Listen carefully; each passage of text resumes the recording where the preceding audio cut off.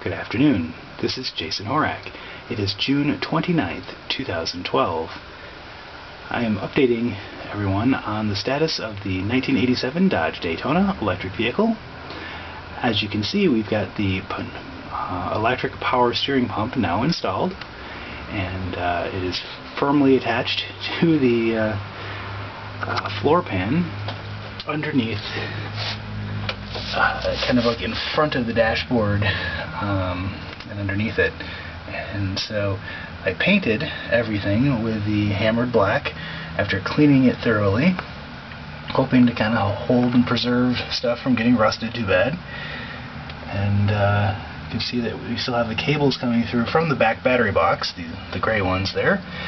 So that would be to the back battery box and to the charger. That little plug down there is going to be the power for this pump, and so I've got to get that all wired up. Hose-wise, right now I just have the high pressure line hooked to the low pressure line, because I didn't want to get any contaminants in there before we get everything set up. And likewise, the high pressure line and the low pressure are hooked together for the actual power steering rack. So otherwise, now that we've got that all mounted in there, we're almost ready to put the motor back in.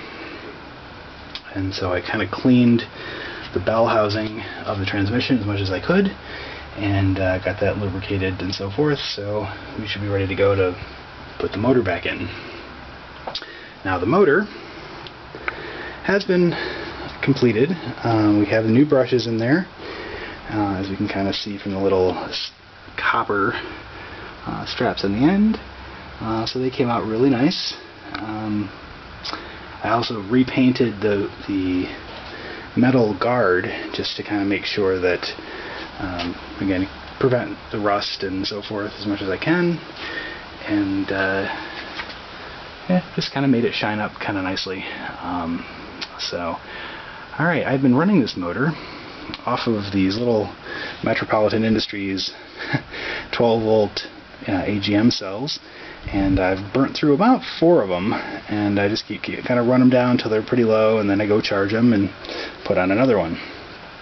So we'll put this on here. Spark there.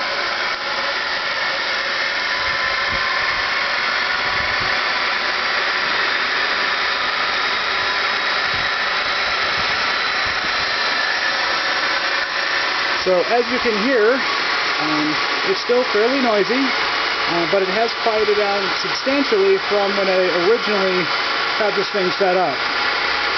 So I won't talk too much while it's running, just because I know it's hard to hear me.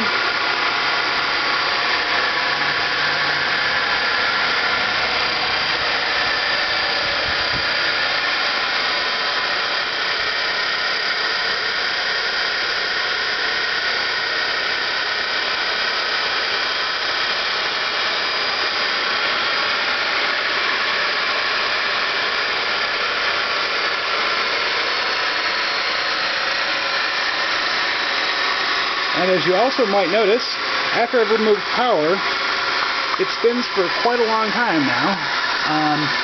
It seems to be similar to how it worked originally with the old brushes.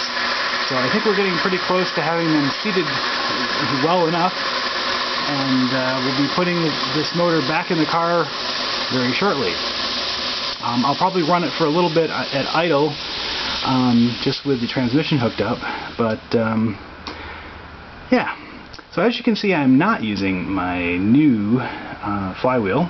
The aluminum flywheel has not been installed because it turns out that the Centerforce dual friction clutch that I wanted to get won't ship for, well, when I called Centerforce, they said, the end of September, maybe.